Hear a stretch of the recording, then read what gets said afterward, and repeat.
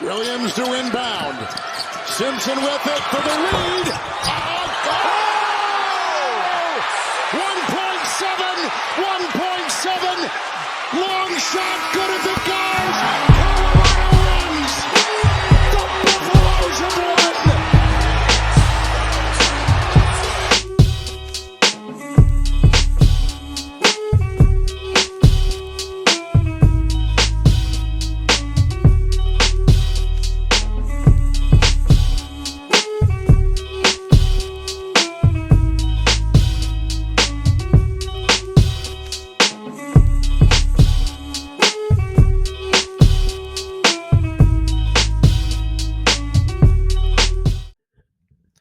All right. Hello, everyone, and welcome back to Basketball in the Mountains. This is episode 44, and it is the finale of our 2025-26 College Hoop Season Preview Series here on the show, and no other team to wrap it up with than the team that I've probably covered the most since moving here to Colorado, and that is the Colorado Buffaloes. So I'm going to have a great guest on in a minute, but before we get to that, just make sure to subscribe to the channel, whether you're listening on Apple, Spotify, or you prefer to watch on YouTube.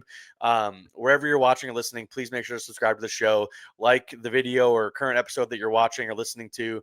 Give me a 5-star review, especially if you're listening on Spotify. That really helps me grow the show, and it's super appreciated by me. And make sure to go back and listen to all these episodes. If you're listening to this, it likely means that it's the day of the first game of the season. Monday, November 3rd is when this is coming out.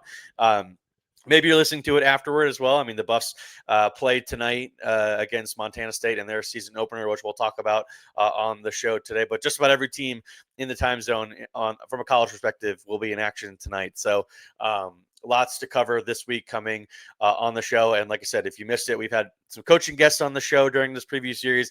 A lot of my good friends in the media talked about just about every one of these teams in the Mountain Time Zone. Had a lot of really fun, exciting episodes, especially last week. We had five episodes, one for each day during the week. So a lot of great stuff on the feed and lots of great stuff to come as we enter our first full season of basketball here on the podcast. I'm going to get back to talking some NBA now that college has got underway, but we're going to have a pretty set schedule coming up here once both college and NBA have kind of got their schedules kind of aligned. So should be a fun couple of months on the podcast. And that's even before we get to what we really love talking about, in March with the NCAA. And then after that, the NBA playoffs shortly after that. So should be a great season here on the podcast, and really looking forward to talking to you guys through all of it, because that's why I started this show. But without further ado, going to bring on another repeat guest, and that is Oliver Hayes from 247 Sports, a student journalist at CU, but he does great work with 247 and it covers his team, is as dedicated as anybody to covering this Buffs team. Oliver, how are you doing? I'm doing pretty good, and as I said before, I hopped on the pod. It's a happy Halloween, so could be asking for anything better. Yeah, recording this on Halloween, but this episode is coming out on the day of the game. So, Oliver, just kind of, what have you seen from this Buffs team so far? I know you're at practice just about every day. You've seen the exhibition game against Grace College, the inter-squad game. What have you seen from this Buffs team? Because obviously last year, finishing dead last in the Big 12 in the first year back, not something that Tad Boyle is used to. I mean, they didn't have the best success in the world in the Pac-12, but they were never finishing dead last, and they were never going 14-21. That was a pretty rarity for this program last year. Although they did, as we talked about in the summer when I had you on the show, they did finish the year pretty strong with some solid performances from guys that are back this year.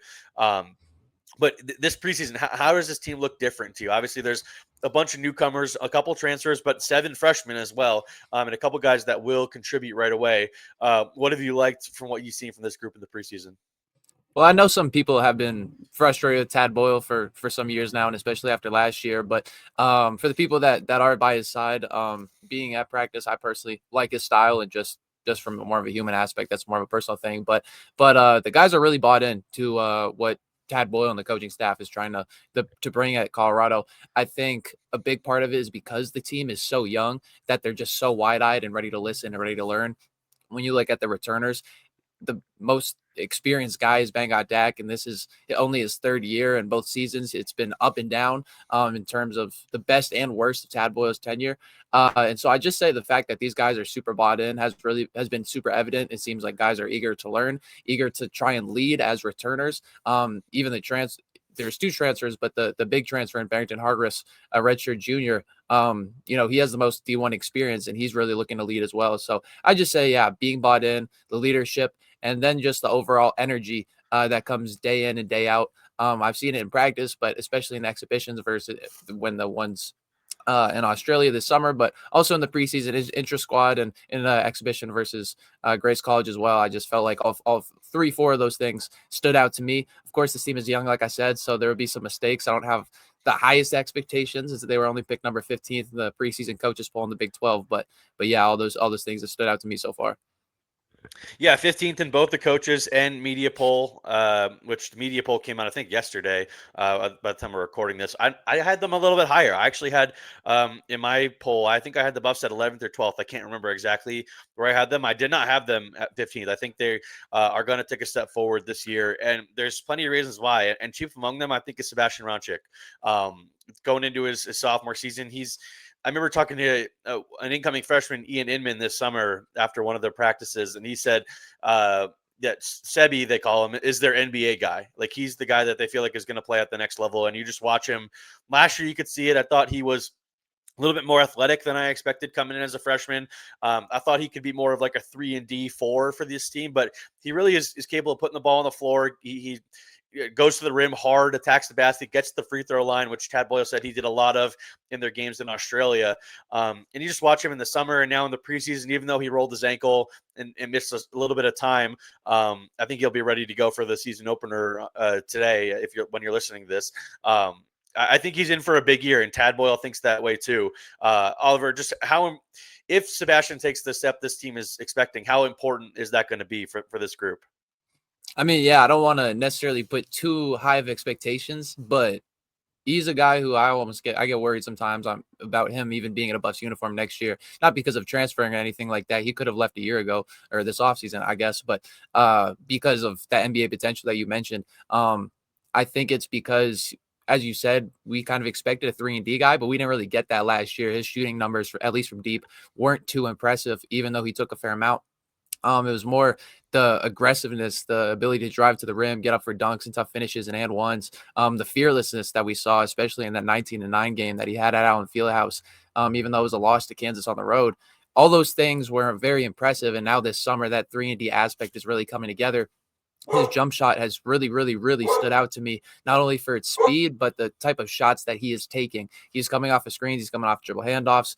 He's shooting off the dribble. Oftentimes, I know Barrington Hargress is the guy that they're relying on to shoot late shot clock shots, but Sebastian Rancic has the ability to take those shots as well, whether it's from deep or taking it to the rack and showcasing a lot of what he did last year. So I think scoring the ball, he's going to be really fantastic. He's bettered his handle that allows him to get open on a lot of these shots. And so I think that's allowed him to be a better playmaker, which makes him a versatile primary ball handler in the pick and roll, but also a screener who can roll and pop as well. But he's listed at 6'11". I'm not sure if he's exactly that tall. I think in a podcast I listened to over the summer, they said he was 6'9", 6'10", so maybe an inch or two shorter. But he's still super mobile, athletic, like we said, and I think he could bring a very solid two-way ability as well. Of course, that's a lot to handle. There will be a lot of times where he'll have to, to play that much and to take that much on his plate, he'll have to focus in and really lock in. But he has a professional mindset, it seems. And of course, I'm talking super high about him, but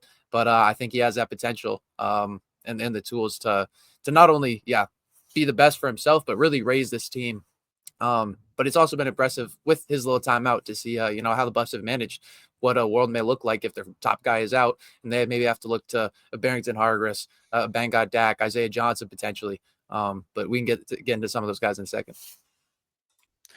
The other guy you mentioned, Oliver, kind of in earlier in the show was Barrington Hargress, obviously the UC Riverside transfer. I think he's a guy that's obviously going to have to play a big role right away. He was the one big transfer get. We talked about him a little bit in the summer too. How have you seen him grow kind of throughout the offseason here ahead of his first season with the Buffs? Because, I mean, everyone can look at his stats. Last year he was a 20-point per game scorer at UC Riverside, but I don't think he's going to be doing a lot of that this year. I think he wants to become, and Tad has talked about this too, he wants to become more of a true point guard.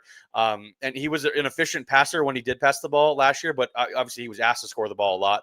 But I just don't think that's going to be what's asked of him this year. Just kind of what are you expecting out of his first year with the Buffs? Because he's got 2 years of eligibility left if he wants to stick it out with the Buffs for the last part of his career.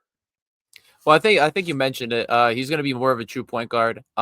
He has the ability to score the ball. I talked about how the Buffs are going to rely on him to take some shots when the shot clock is getting down late. Because he has that off the dribble ability, but because his assist to turnover ratio was so solid the first 2 years of his college career at UC Riverside, the Buffs have a solid belief that he can lead the offense, and they've put the ball in his hands to do so far in Australia and in both of the scrimmages in this preseason.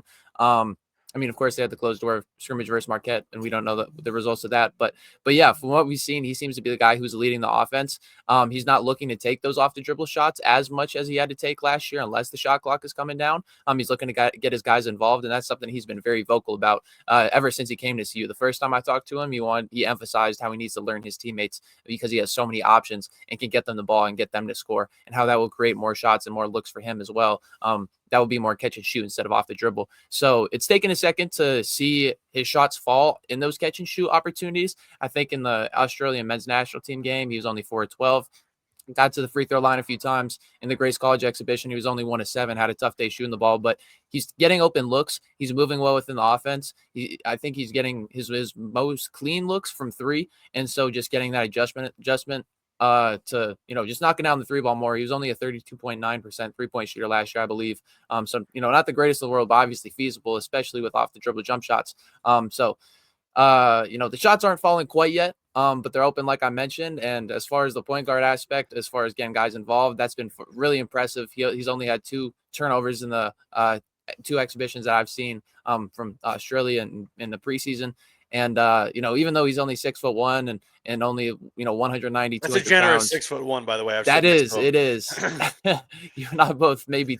I was looking at the heights on the roster yesterday, actually, and I was like, some of these are pretty generous, but Yeah, no, they definitely are. But either way, he impresses me on the defensive end a little bit as well. He's a lot more solid, even though he's not as tall. And his athletic ability is kind of underrated when it comes to the crazy passes he can throw, the crazy finishes, his defensive ability. So maybe not the best scoring start so far, but has been very impressive in a lot of other aspects.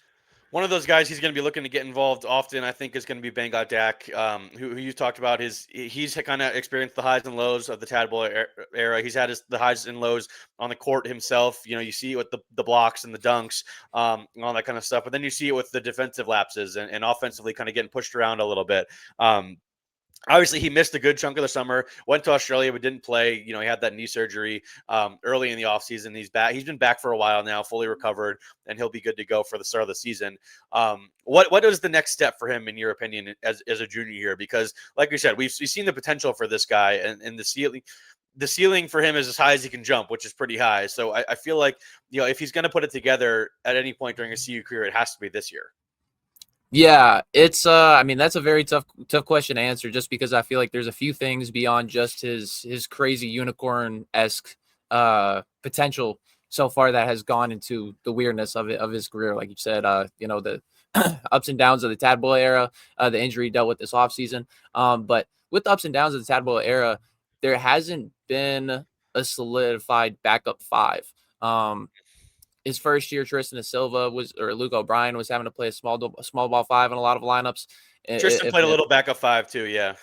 And so yeah, they would have to be that role. Last year, I'm trying to think. It would be like Andrei Akimovsky, Trevor Baskin that have to slide down sometimes to play that 5. Probably Trevor Baskin was playing a little bit of backup 5, yeah. Yeah, and so a lot of times we'd have to see BD try, even though he seems to be more skilled like a 4, having to be forced to play that 5 just because there isn't the depth there. So I think this year, with the amount of guys in the front court, even though a lot of Taco Afaiola is a freshman and Leonardo Van Elzik was a freshman, Sebi can be a small ball 5, Alon Mikaeli can be a small ball 5. And because of that, I think Bangkok can explore the more versatile options that he has and can potentially slide down as a 4. And so it really just comes down to whether or not the mobility aspect is there, because even though he's insanely athletic vertically, and even when he gets his body going, forward and backward, his lateral mobility is still kind of tough. It's tough to move his big long legs, and especially after dealing with that injury. So I think personally, if he were able to get more mobile and take on more of that forward role, I think that's where he could explore his highest ceiling in terms of that 3-point shooting, handling ability, along with the athletic dunks and shot blocking. But if he were to maybe not take as big of a step and fall back into that 5 position, he's put on, I believe, 18 more pounds or something like that since last Yeah, year. he's listed above 200 now for the first time in his Buffs career. He is, and it looks evident in his upper body at least. So maybe he'll bang around more in the interior and show out more as a 5 and see if he can try and space the floor from that 5 position.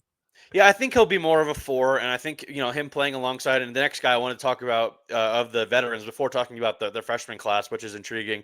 Playing alongside Elijah Malone, who got that extra year of eligibility because of his time in the NAIA. He's a 6-year senior guy, easily the oldest guy on the team. Really, the only senior. He looks a little bit slimmer, looks a little bit more ready to play D1 basketball this time around. And I think him and BD playing together, I think you'll probably see that a lot to start the season. I think Barrington, Sebastian, Bangott, and Elijah are probably like 4 penciled in starters at this point, if you had to say. I'm not sure who the 5th guy could be. There's a couple different guys you could convince me it should or could be at this point.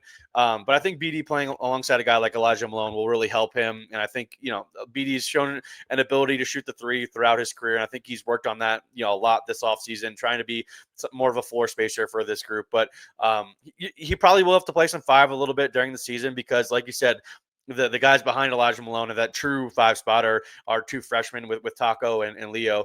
But just talking about Elijah next, I mean, just kind of how have you seen him take a step forward going into year 2 now at the D1 level? Because obviously he scored at will with Grace College, the team the Buffs played in an exhibition. He was a great player for them for multiple years, but just never really seemed to find a groove last year in a tough conference in the Big 12. But just feels like he's got his body where it needs to be at this point, and maybe he'll be a little bit more effective for this Buff squad this year. Yeah, I think the 2 big things, like you mentioned when you first started talking about him, is just the fact that he looks a little slimmer. But not even. I don't think he's listed any lighter. I think he's even 2 pounds heavier on the roster. He's put on good weight, yeah. But yeah, he has the muscle more and the muscle mass and he's looking a little bit more mobile.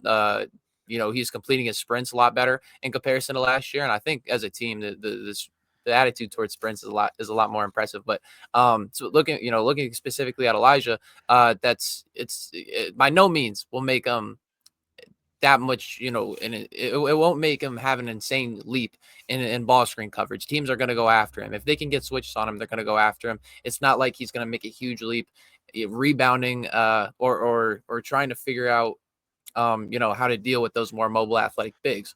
But with the little steps that he has made, he's gained the confidence after being at Colorado for a year and learning how the system works. He feels more confident as a leader and also just banging around in the Big 12 because not only having that experience, but Australia was very physical as well. He was banging around with grown men in that interior and helped the Buffs in that one televised game we saw win the rebound battle. And Elijah was very efficient down there. So, I'm not expecting a huge leap by any means, but I think with what we saw last year down the stretch of the season, with kind of the short stints that he was able to play, where he came in for 1-2 minutes, would get a few post buckets, push around the opposing center for a little bit and kind of sub out before they started attacking him, or he got in foul trouble or got too tired or something.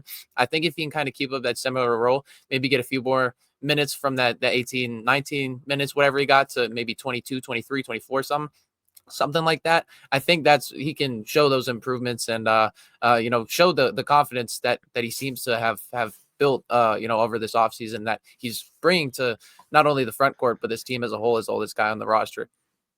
All right, we got to talk about this freshman class because it is a 7-person freshman class that has even grown since signing day. It's supposed to be a 5-person freshman class, but then they add 2 Euro bigs during the offseason. You mentioned Leonardo Van Elswick, and then Alon Michaeli is how the Buffs are saying it's to be pronounced. Israeli tweener forward kind of thing. He joined the team the latest. It was kind of late in the summer. He didn't even go on the Australia trip. but he's a guy that I think is intriguing as well, and I think will play a role right away.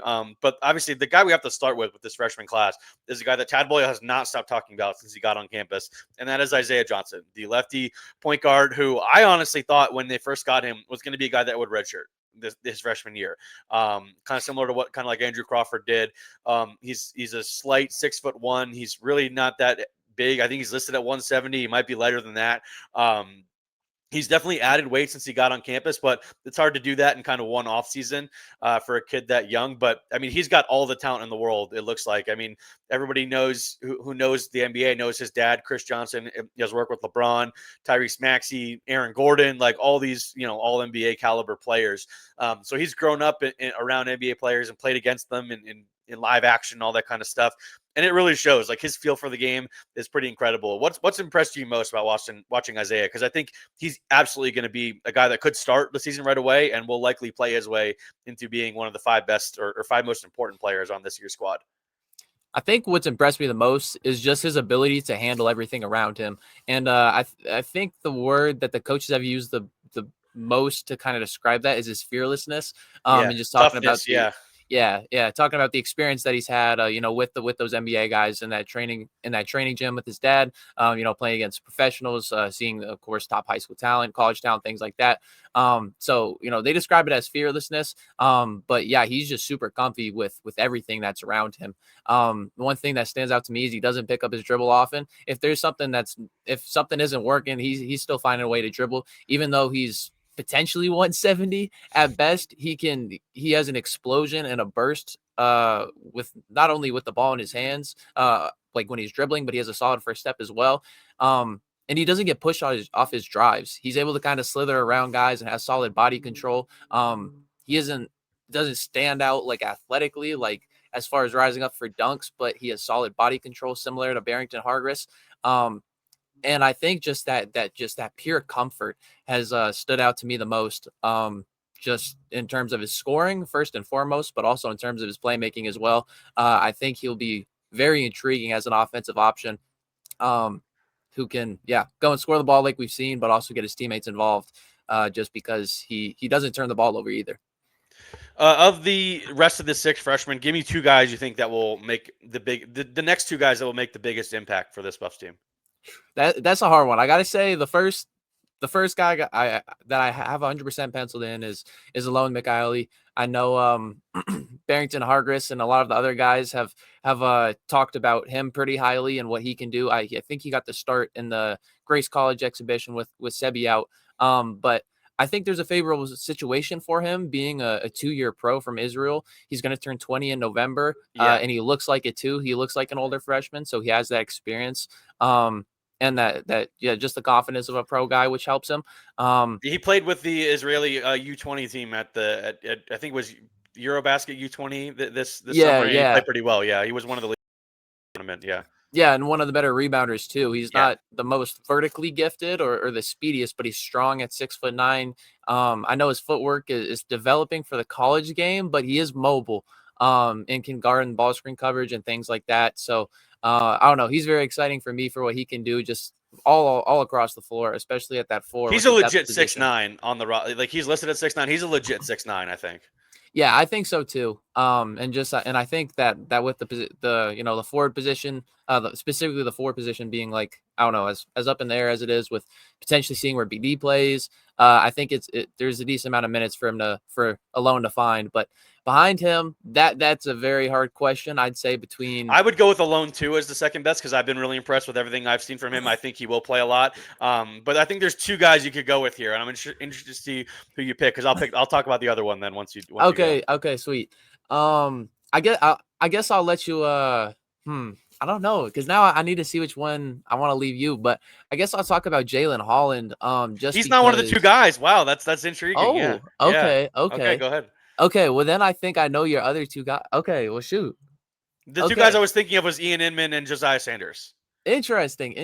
Because Jalen Holland, he got his start in Australia against the national team, and he had 11 points down there. I think like a few boards, a few assists, and then against Grace College, he had 14 points. He did the same thing. Has been solid on defense.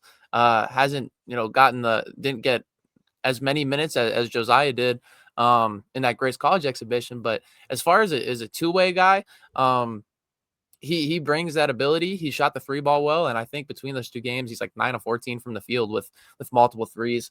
And he doesn't necessarily stand out as someone who directly makes an impact. I think he falls more into that kind of like Felix Casares more type of role where he just kind of mucks up the game. But Yeah, but that's a good point. Yeah. but Holland is I love his competitive edge. Like he talks some of the most crap I think I've seen from a Buffs player in my little bit of my few years here. And he's willing to dive on the floor. He looks just, it's hard to be just as strong as Josiah Sanders and some of the other guys on this roster, but Holland is right up there as one of the stronger dudes. But yeah, no, I guess I'll leave you the platform to talk about Josiah and Ian, who's been one of the top shooters and been impressive as well. I just think they'll need Ian shooting. That's the reason I think he'll get a lot of playing time. I think he's going to struggle defensively, as a lot of freshmen do, and Tad's going to not going to throw at that. But I think they're going to need his shooting at the 2 or the 3, wherever he ends up playing.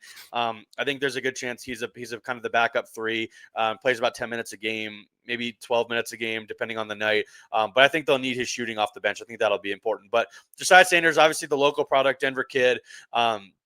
I just think he's physically ready for this level, which is impressive to me. Obviously, I know he did the prep route, so he spent the last 2 or 3 years at least, getting ready for playing college basketball, getting his body ready for D1 college hoops. And I really like the way he gets in the lane. I like the way he finishes. I think, he's probably about 6'2", 6'3", a lefty. He's not a guy that's going to light it up from outside. Like, his shot is still coming along, but I really do like the way he's able to score and get in the paint. I think that's something the Buffs are going to need in the backcourt alongside, whether it's Isaiah Johnson or Barrington Hargress, whoever he's playing alongside. I think those guys will be handling the majority of the point guard responsibilities, even if there's some staggering of minutes and they play together a little bit. I would be surprised if one of them isn't on the floor kind of at all times. I think Josiah can kind of play alongside either of those guys as a nice slasher. We'll see how the defense comes. I think that'll be what determines who plays more between him and Jalen Holland. Like he talked about, I think that'll be the biggest thing. It's always the biggest thing with Tad. But as you can see, we're talking about just about everybody in this freshman class. The only guy who I don't think will play a ton this year is Leo Van Elswyk, the Italian big man. I just think they have enough options. I think he's still pretty raw. But other than that, I could see all these guys really being a part of the regular rotation at any point during the season. Do you agree? Yeah, I definitely think so. There's definitely going to be some learning curves, especially for the other freshman big, Taco Afiola. He only started playing the game. He looks physically ready. That's kind of why I think he'll play a decent amount, at least early. Yeah, I mean, as far as the centers like that, I'm thinking of that the Buffs have had, like, even in their entire history, like, I don't know. Taco is, I mean, he's at 6. It looks a solid 6'11". Yeah, I think they have him listed at 7 foot, but yeah, 245 pounds, all muscle, can jump out of the gym. he's super athletic. Yeah, And he has the energy and joy of that. That's I don't know, super unique. he's a very different center than the Buffs have had. The Buffs have a lot of times had kind of like a not bolted to the ground, but like guys that aren't like leapers, aren't like, rim runners, that kind of stuff. They're like a lot of gifted post players, kind of like with Elijah Malone, and some of the other guys like Dallas Walton, some of these guys that have been really successful with the Buffs. But Taco's a little bit different mold. I agree. Yeah, I've described him more as a Big 12 center. I think that's the word that I like. That's a the good way point. that Yeah, I've it's good. described him the most. And so, I don't know. That's why he's so intriguing to me. I think that's why he's intriguing to everybody. It's just more so about, like, I don't know. I think he said he started like learning the game of basketball at 13, 14. And, of course, we've seen some guys make some rapid progression. I know you, as a Sixers fan, saw Joel Embiid pick up the game late and somehow turn into one of the best basketball players of all time. Like, not as a career, but talent wise, it's insane, obviously, without his injury history. But, obviously a long way for Taco to reach that.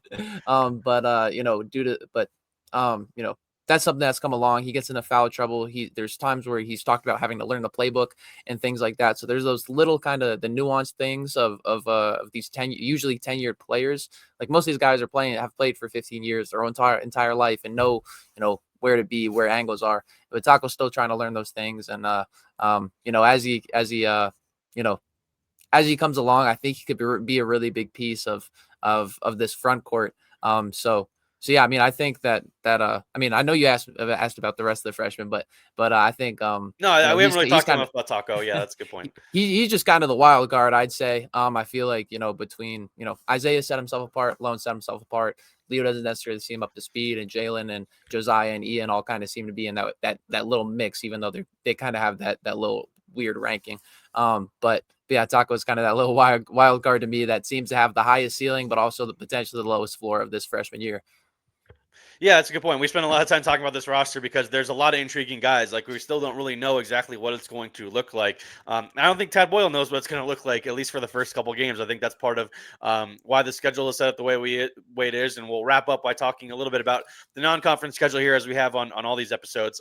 Buffs obviously open the season tonight on Monday against Montana State, game on ESPN Plus. They've got Eastern Washington on Saturday, another ESPN Plus game, and then the biggest non-MTE game, I think, of the tournament game of the non-conference slate is Providence coming to Boulder for the first part of a home and home with the Friars, which is a great program in the Big East. Had a lot of success the last couple of years. No coincidence with Nate Tomlinson rejoining the Buff staff this offseason that they're going to play for Providence now this year and next year. So and then they've got a couple games against Alabama State, UC Davis before going to Palm Desert for the Acrisure Classic. Or they'll play San Francisco and then either Nevada or Washington on the second day. I guess it'd be Washington. They seem to be projected pretty high in the Big Ten this year. But regardless, then they play at CSU in early December, their only true road game of the non-conference schedule, and they've got a neutral site game against Stanford, which later in right before Christmas, before they get Big 12 play going in early January. So, Oliver, before we get you out of here, what sticks out to you about this non-conference schedule, and what are you looking to see from the Buffs as they try to gel and form this team that they hope takes a step forward here in 2025, 2026? Well, I like that Providence is early on the schedule. Last year, the non-conference slate outside of Feast Week, and the one CSU game at the CU Event Center, their non-conference schedule was pretty weak. So I'm glad to see that Providence is there. Obviously, the connection, like you said, with the new home and home series that's there between the two schools. But seeing some talent early will kind of put these guys to the test and at least give the media and some fans a little bit of a better idea of I think what with to Maui expect. on the schedule last year, Tad was really trying to lighten up the rest of the non-conference schedule, knowing what he had on the roster and knowing how tough that week in Maui was going to be. And hey, they beat UConn, so I guess it was a success.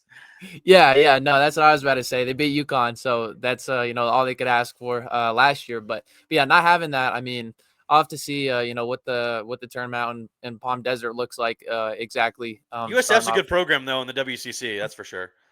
Yeah, I mean, there's definitely a lot, in that tournament, but also in across the non-conference. There's some teams like even like Eastern Washington, like in that season opener last year. I believe they led the Buffs at halftime. So, Yeah, they did.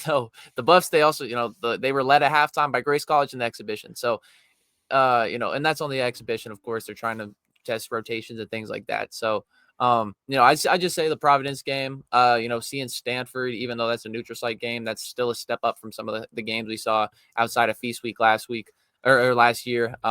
CSU on the road will be a fun one, It's especially gonna be an after the awesome Buffs. game. Yeah, I think CSU. We did a CSU episode last week. I'm looking forward to seeing that team in action. I think they're going to be better than people expect to. I think that'll be a really fun game up at Moby.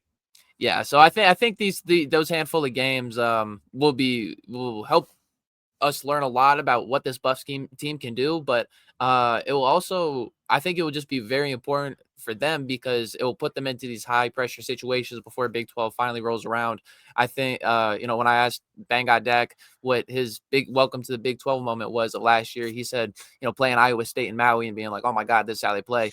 And so I think, it won't be Big 12 experience, but having some more of experience than they had last year on this team's roster will help. And now playing against some of these high major opponents, one from the Big East, and I guess some mid-major opponent, Colorado State on the road and stuff, but some tough teams nonetheless. They will they'll just have some better time to not only show us what they're made of, but have some time to learn how to if they have a stumble or a mess up, to how do they bounce back from that quickly. And I think that was why this last trip to Australia was so important for this team. All right, Oliver, that's all I got for you today, man. Thanks for hopping on the show. You can follow him at OCU Hayes over on Twitter, X, whatever you want to call it. Read all of his work at buffstampede.com. Thanks for coming on, man. I'm sure you'll be back on throughout the season because I think we'll be talking a little bit more about this Buffs team than we did last year. Yeah, thanks for having me. I definitely hope we talk a lot more about them. All right, that'll do it for today's episode of Basketball in the Mountains, and that'll do it for the 2025-26 College Hoop Season Preview Series. games start tonight when you're listening to this. Buffs play Montana State. Can't remember all the games at this point. We've done so many different episodes, but there are a lot of season openers taking place tonight across the Mountain Time Zone. Super excited that college basketball is back. Probably the biggest reason I started this podcast was to talk about all of these teams in the area that maybe don't get as much love nationally as the teams at the top of the Big 12 or in the Big East or the ACC. Even the legacy Pac-12 schools out west. So really excited for this season. Think we're going to have a lot to talk about on the show from the variety of teams, whether it's the BYUs at the top and the New Mexico's and the Boise States. I think, even deep down here to some of the other teams like DU and some of the other teams locally that we've got, like Northern Colorado. I think there'll be a lot of fun stuff to talk about as the season goes along, and we'll be covering it all. So make sure to subscribe to the feed, wherever you listen, Spotify or Apple. Or if you prefer to watch all these episodes on YouTube, subscribe to my channel, leave a like on the video, leave a comment. Let me know how you guys are feeling, what you're excited about heading into this college basketball season. All of that stuff is super appreciated by me. It helps to grow the show. So appreciate everybody for listening. Thanks again for Oliver Hayes from 247 Sports for joining us today for the Buffs preview episode. And thanks once again for all of you for listening. And enjoy the week of basketball. We're finally here.